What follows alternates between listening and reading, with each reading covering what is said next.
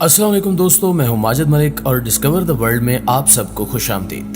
प्यारे दोस्तों, इस वसीउ अरीज कायनात में तैरती हमारी ये छोटी सी दुनिया हैरत अंगेज इत्तेफाकात और वाकयात से भरी हुई है, जहां हर गुजरते लम्हे में नित नए वाकयात और इत्तेफाकात रूनुमा होते रहते हैं। अगरचे इनमें से बेशतर वक्त की धूल बन जाते हैं, मगर कुछ अपनी इनफरादियत और अनोखेपन की वजह से हर दम ताज़ा रहते हैं।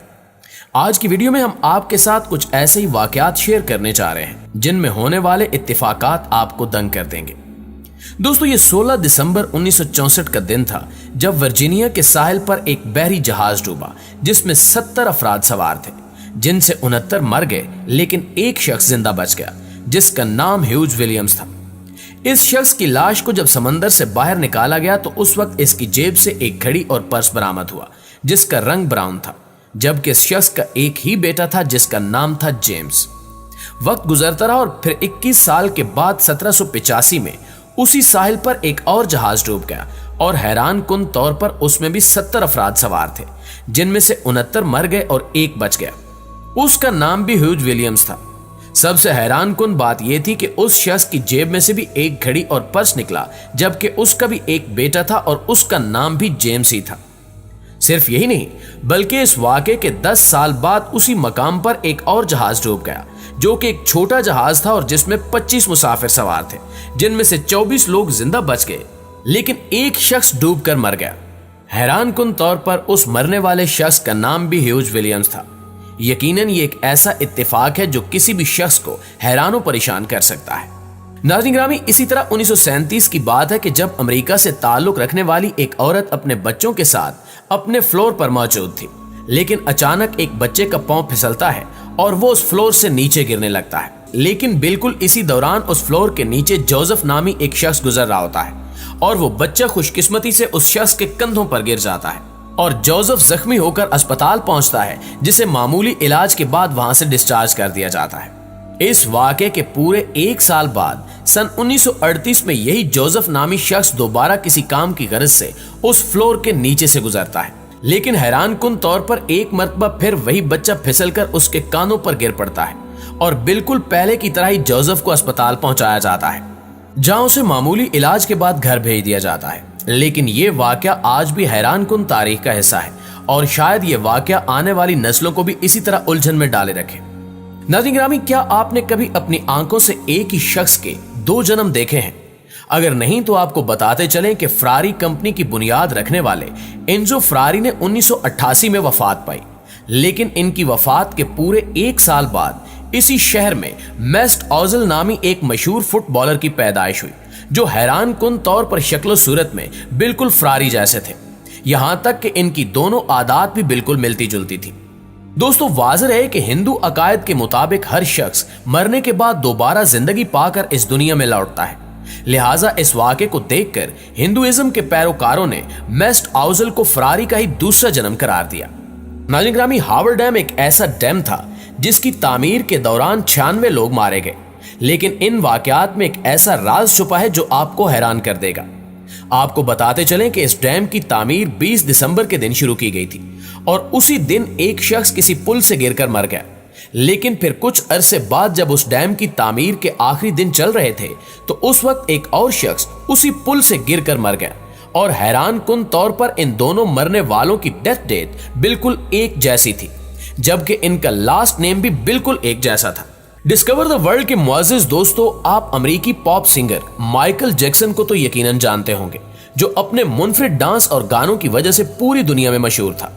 लेकिन दुनिया उस वक्त बिल्कुल हैरान रह गई जब 2017 में एक ऐसा जर्मन शख्स सामने आया जिसकी शक्ल बिल्कुल माइकल जैक्सन से मिलती थी।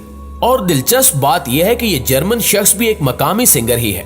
सिर्फ यही नहीं, बल्कि कुछ साल कबल मिस्र में एक तहकीक के दौरान एक ऐसी मूर्ति बरामद हुई जिसे देखकर यूं लगता था कि जैसे ये माइकल जैक्सन का पहला जन्म होगा। लिहाजा दोस्तों, इस वाक़े को भी दुनियाए तारीख का एक अजीबो गरीब इत्तेफाक माना जाता है। 1898 में एक हैरत अंगेज नावल लिखा गया था जिसने अपने जमाने में बहुत धूम मचाई थी। यह नावल सन 1912 में टाइटैनिक के हादसे से 14 साल कबल यानी 1898 में मॉर्गन रॉबर्ट्स ने लिखा था, जिसमें सिर्फ लफ्जी फर्क टाइटैनिक और टाइटन का है, लेकिन नावल में लिखे जाने वाले वाकयात टाइटैनिक के हादसे से इस कदर ममासिल थे कि अकल हैरान रह जाती है। मॉर्गन ने उस नावल में वही सब कुछ लिखा जो 1912 में टाइटैनिक के साथ रूनुमा हुआ। वो अपने नावल में लिखते हैं कि किस तरह आइसबर्ग ने जहाज को नीचे से चीर के 2 टुकड़े किया और अफरा तफरी में किसने सफाकी दिखाई और किसने इंसानियत का साथ दिया। लाइफ बोट्स की कितनी किल्लत थी, जबकि कप्तान की बेबसी पर मुहित एक बाब में वो सब कुछ दर्द था जो टाइटैनिक के साथ पेश आया। गर्ज ये कि यूं महसूस होता है जैसे मॉर्गन ने इस हादसे को पहले ही अपने ख्वाब में देखकर फिल्म बंद कर लिया था। मॉर्गन की यह तहरीर उसका ख्वाब था या कुछ और, ये तो मॉर्गन ही जाने, लेकिन ये हैरत अंगेज मुमासलत समझ से बाहर है। मगर ये अल्लाह की कुदरत है कि इंसान को कभी कभार रूनुमा होने वाले वाकयात पहले ही दिखा दिए जाते हैं। ख्वातीनो हज़रात, हम सबको इल्म है कि अमरीकी सदर इब्राहिम लिंकन और जॉन एफ कैनेडी दोनों को कत्ल किया गया था।